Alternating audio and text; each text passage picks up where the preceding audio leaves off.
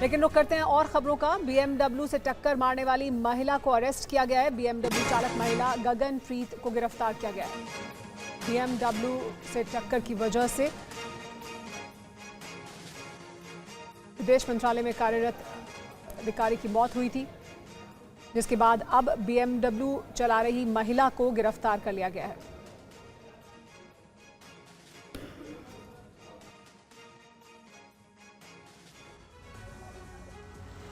BMW हादसे को लेकर अब जो जानकारी सामने आई है वो बेहद परेशान कर देने वाली है। पुलिस एफआईआर से पता चला है कि वित्त मंत्रालय के अधिकारी हादसे के बाद जिंदा थे। ऐसे में अगर उन्हें समय रहते इलाज मिल गया होता तो शायद उनकी जान बच सकती थी।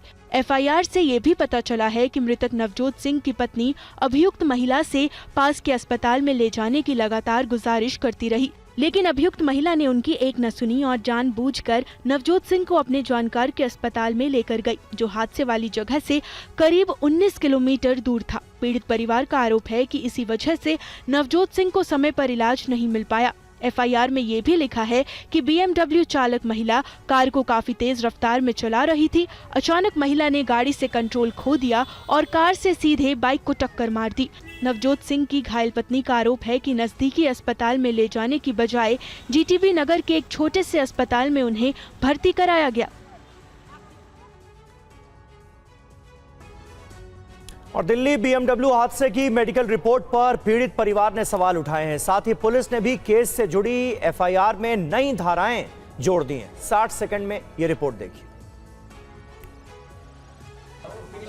यही है दिल्ली के जीटीबी नगर का न्यू लाइफ हॉस्पिटल, जहां बीएमडब्ल्यू हादसे के बाद नवजोत सिंह और उनकी पत्नी को लाया गया था। आरोप है कि अस्पताल अभियुक्त के जानकार का है, जिसकी वजह से हादसे वाली जगह से 19 किलोमीटर दूर मौजूद इस अस्पताल में घायलों को लाने का फैसला किया गया, जबकि घटना स्थल के आसपास ही कई बड़े अस्पताल मौजूद थे। इसी अस्पताल में अभियुक्त गगनप्रीत और उनके पति भी भर्ती हैं। हादसे में गगनप्रीत के पति को भी चोट लगी थी। इसी अस्पताल में अभियुक्त गगनप्रीत की मेडिकल जांच भी कराई गई। मृतक नवजोत सिंह के परिवार ने इस एमएलसी रिपोर्ट पर सवाल खड़े किए। उनका आरोप है कि गलत जानकारी के साथ इस एमएलसी रिपोर्ट को तैयार किया गया। अब ये जांच का विषय है कि आखिर किस उद्देश्य से घायलों को इतनी दूर के अस्पताल में लाने का फैसला किया गया। वहीं दिल्ली पुलिस ने बीएमडब्ल्यू हादसे की एफआईआर में नई धारा जोड़ दी है। दिल्ली पुलिस ने सबूतों को नष्ट करने और छुपाने को लेकर बीएनएस की 238A धारा को एफआईआर में जोड़ा है। जिस बीएमडब्ल्यू कार की टक्कर में वित्त मंत्रालय के अधिकारी की जान गई, उस कार का रजिस्ट्रेशन 3 महीने में एक्सपायर होने वाला था। वीआईपी नंबर की ये कार परीक्षित के नाम पर रजिस्टर्ड है। और मुंबई में बारिश ने जमकर आफत मचाई है। निचले इलाकों में जल भराव होने से लोग परेशान हैं और उनकी दिक्कतें हर बीतते दिन के साथ बढ़ रही हैं। मुंबई में रात से रुक कर हो रही भारी बारिश ने लोगों की परेशानियां बढ़ा रखी हैं। मौसम विभाग ने अगले कई घंटों के लिए तेज बारिश की वार्निंग को जारी किया है। नवी मुंबई में भारी बारिश के कारण शहर के कई हिस्सों में जल भराव हुआ। रास्तों पर कई फीट पानी भर गया और इसके चलते लोगों को आवाजाही में परेशानी का सामना करना पड़ रहा है। लगातार भारी बारिश के बाद से मुंबई के कई निचले इलाकों में जल भराव के हालात हैं। ट्रेन सेवाएं भी प्रभावित हुई हैं। किंग्स सर्कल रेलवे स्टेशन के बाहर पानी भर जाने की वजह से लोगों को दिक्कतों का सामना करना पड़ रहा है। तकनीकी खराबी के चलते मुंबई के वडाला इलाके में मोनोरेल सेवा भी बाधित हो गई, जिसे कई घंटे की कड़ी मशक्कत के बाद ठीक किया जा सका। पुणे में भी रात से जारी भारी बारिश की वजह से कई इलाकों में जल भराव हो गया। बारिश के कारण कई जगहों पर पेड़ गिर गए और इससे सड़कों पर भारी मात्रा में पानी इकट्ठा होने के कारण स्कूलों में छुट्टी तक घोषित करनी पड़ गई। मौसम विभाग ने महाराष्ट्र के कई जिलों के लिए तेज बारिश का ऑरेंज अलर्ट जारी किया है।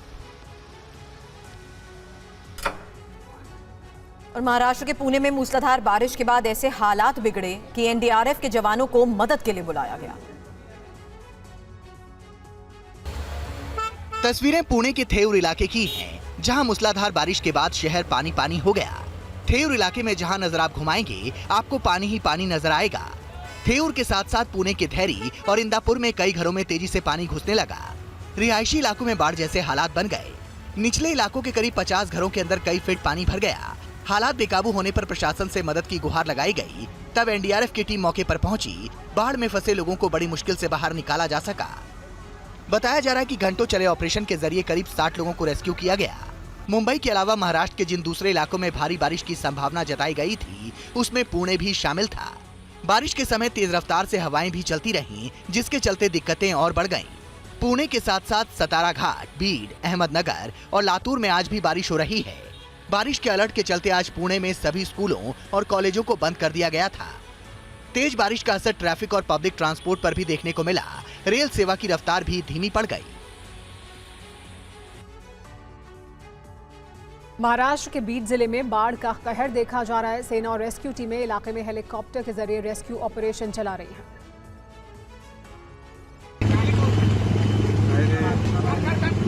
तस्वीरें महाराष्ट्र के बीड जिले की हैं, जहां एनडीआरएफ की टीम ने कड़ा गांव में हेलीकॉप्टर के जरिए रेस्क्यू ऑपरेशन चलाया। यहां बाढ़ में फंसे लोगों को सेना और रेस्क्यू टीमें हेलीकॉप्टर की मदद से लगातार रेस्क्यू कर रही हैं, जिसका वीडियो भी सामने आया है। यहां से अब तक कई लोगों को रेस्क्यू कर सुरक्षित स्थानों पर पहुंचाया गया है। मराठवाड़ा के कई हिस्सों में रात भर बारिश हो रही है, जिसके चलते बीड जिले के कड़ा, सोभा निमगांव, घाट पिंपरी, पिंपरखेड़ और धनोरा बाढ़ प्रभावित गांवों में शामिल है। जिला प्रशासन ने बचाव और राहत कार्यों के लिए सेना की टीमों और एनडीआरएफ से मदद मांगी थी, जिसके बाद सेना और रेस्क्यू टीमों ने फंसे लोगों के लिए ऑपरेशन चलाए। महाराष्ट्र के बीड में भारी बारिश से बाढ़ जैसे हालात बने हुए हैं। जिले की सभी नदियां उफान पर हैं। बाढ़ जैसे हालात की वजह से कई गांवों का संपर्क टूट गया है और नदी का पानी खेतों में भर गया है, जिससे किसान परेशान है। और महाराष्ट्र के कई इलाकों में बाढ़ जैसे हालात हैं। लातूर में मुश्किलों का सैलाब आया हुआ है।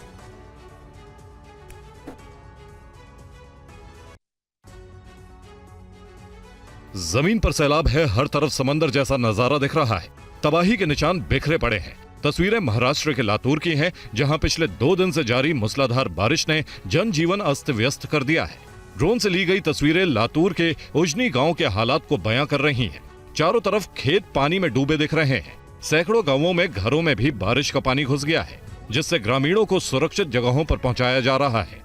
प्रशासन ने नदी किनारे के इलाकों में रहने वालों को सतर्क रहने का निर्देश जारी किया है। खेतों में पानी भर जाने से फसलों को भारी नुकसान पहुंचा है। लातूर जिला बारिश की मार झेल रहा है। लगातार हो रही बरसात ने किसानों को परेशान कर दिया है। खेतों में पानी घुसने से तुअर, सोयाबीन और मूंग और उड़द जैसी फसलें तबाह हो गई हैं। फसलें बर्बाद होने से किसान सरकार से तुरंत आर्थिक मदद की मांग कर रहे हैं। फिलहाल बारिश का सिलसिला जारी है और प्रशासन हालात पर नजर रखने का दावा कर रहा है। मौसम विभाग ने अगले कुछ दिन ऐसे ही हालात बने रहने का अलर्ट जारी किया है।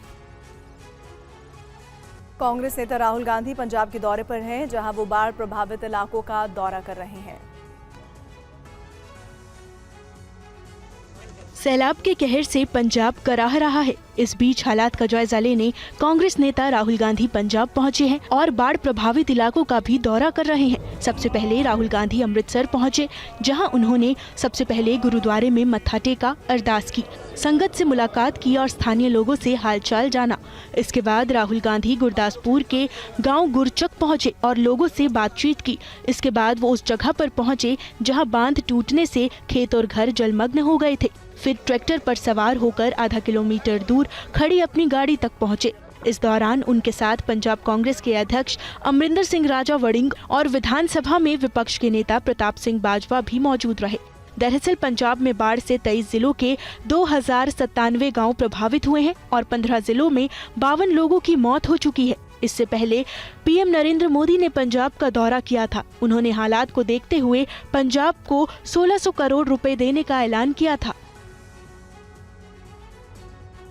और महाराष्ट्र के भीड़ में आरक्षण की मांग को लेकर बंजारा समाज आक्रामक नजर आ रहा है। आज एसटी आरक्षण की मांग को लेकर विशाल मार्च निकाला गया।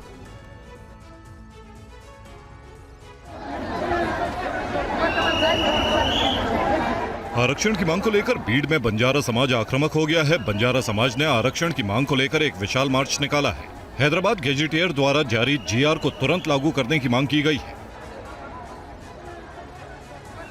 साथ ही हैदराबाद गेजेटियर के मुद्दे को लेकर बंजारा समुदाय ने आरक्षण संघर्ष तेज करने का ऐलान किया है।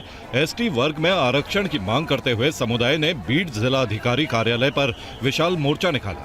कई नेताओं ने भीड़ को संबोधित भी किया। बंजारा समाज के नेताओं ने कहा कि अब तक हमने दूसरों के लिए संघर्ष किया, लेकिन अब अपने समाज और आने वाली पीढ़ियों के भविष्य के लिए लड़ने का समय आ गया है। यदि समय रहते निर्णय नहीं लिया गया तो समाज को भविष्य में इसकी भारी कीमत चुकानी पड़ेगी। बंजारा संगठन गौर सेना के अध्यक्ष संदेश चौहान ने कहा कि हमें अनुसूचित जनजाति के रूप में वर्गीकृत किया गया था और हैदराबाद राज्य में आरक्षण प्राप्त था। हम चाहते हैं कि हमारे समान अधिकार बहाल हों। केंद्रीय मंत्री ज्योतिरादित्य सिंधिया का एक वीडियो काफी तेजी से वायरल हो रहा है। क्या है ये पूरा मामला, देखिए ये रिपोर्ट। वायरल वीडियो में देखा जा सकता है कि केंद्रीय मंत्री ज्योतिरादित्य सिंधिया की गाड़ी आकर रुकती है। कार्यकर्ता फूल माला से स्वागत करते हैं। तभी कुछ संवाद होता है जिसमें सुना जा सकता है कि कैसे कार्यकर्ता ये कह रहे हैं कि सड़कों का हाल काफी खराब है। ज्योतिरादित्य सिंधिया भी कार्यकर्ताओं की बात से सहमत नजर आते हैं। ज्योतिरादित्य सिंधिया ग्वालियर दौरे पर हैं, जहां वो अलग अलग विकास कार्यों का जायजा ले रहे हैं। सिंधिया आज सीधे कलेक्ट्रेट पहुंचे, जहां उन्होंने रेलवे स्टेशन और एलिवेटेड रोड निर्माण कार्य की समीक्षा बैठक शुरू की।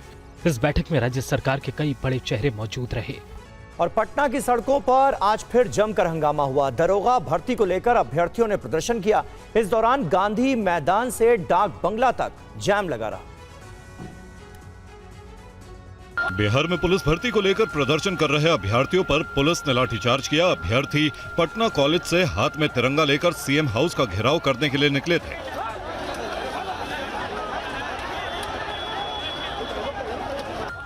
लेकिन डाक बंगला चौराहे के पास पुलिस ने लाठीचार्ज कर दिया, जिससे नाराज छात्र धरने पर बैठ गए।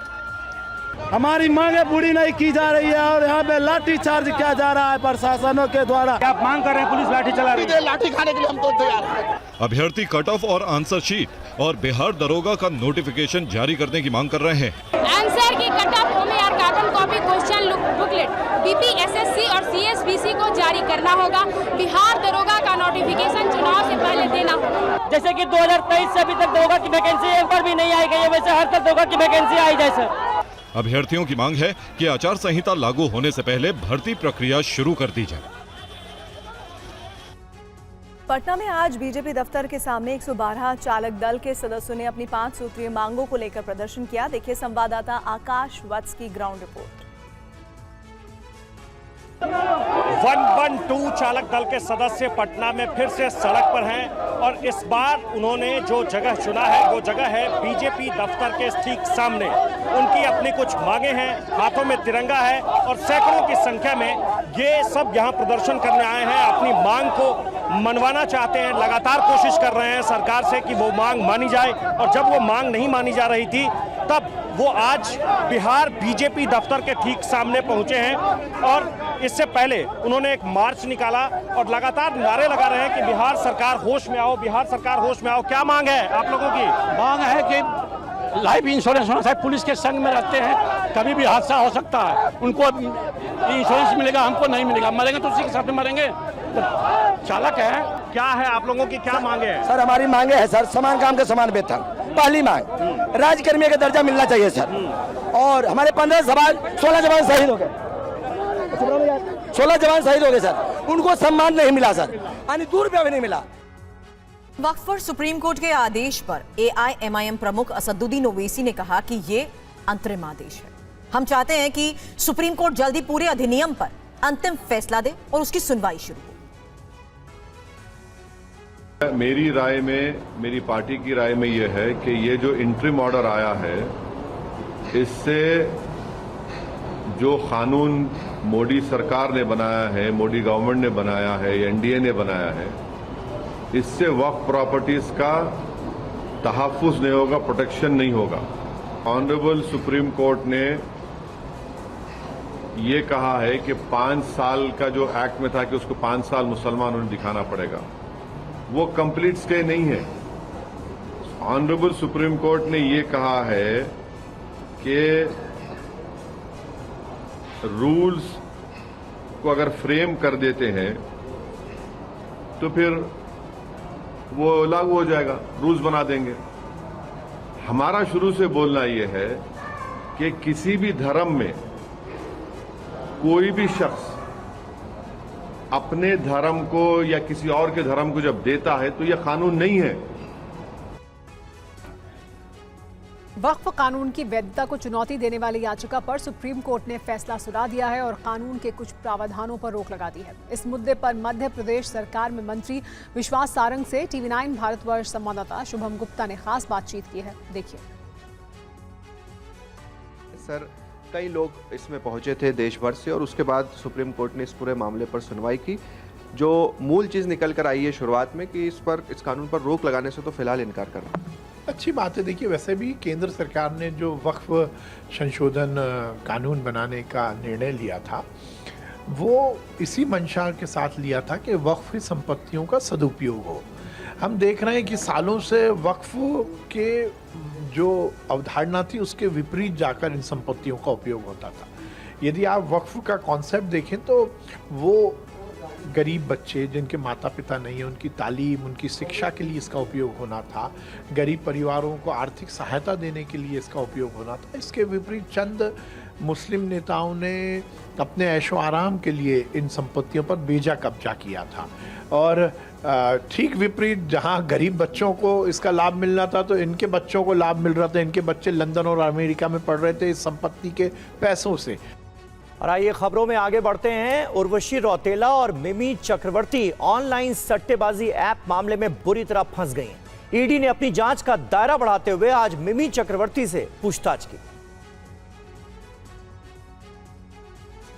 ईडी ने अब एक्ट्रेस उर्वशी रौतेला के साथ बंगाली सिनेमा की अभिनेत्री और टीएमसी की पूर्व सांसद मिमी चक्रवर्ती पर शिकंजा कसा है।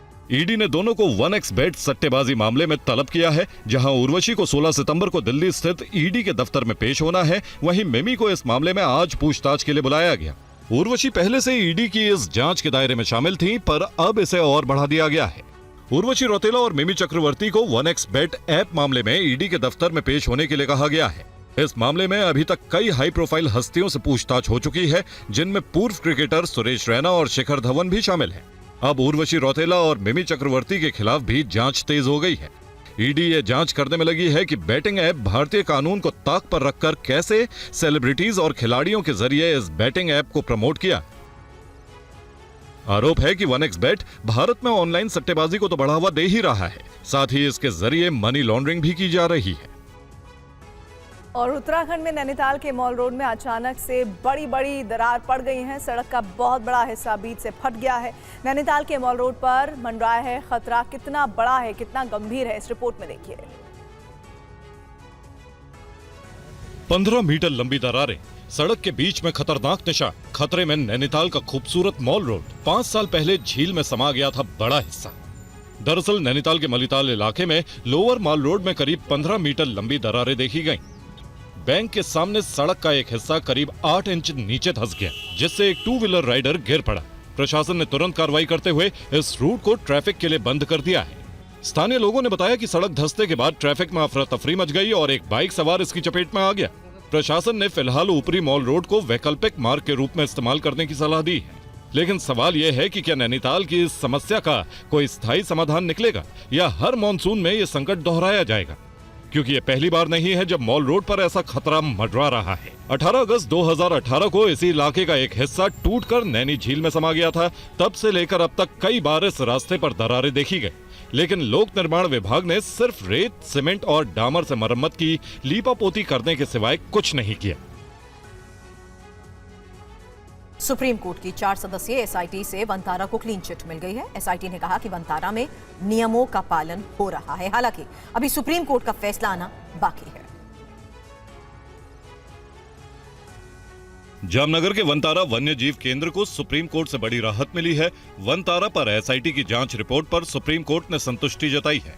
कोर्ट ने कहा कि हम कमेटी की रिपोर्ट से सहमत हैं। रिपोर्ट के आधार पर हम आदेश पारित करेंगे।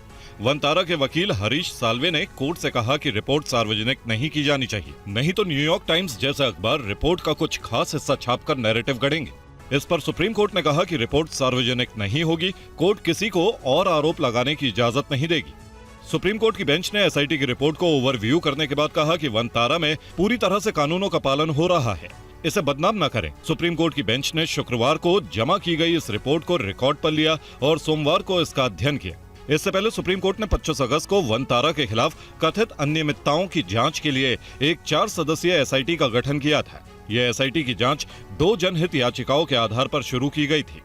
इन याचिकाओं में हाथियों की खरीद में कानूनों का उल्लंघन करने का आरोप लगाया गया था।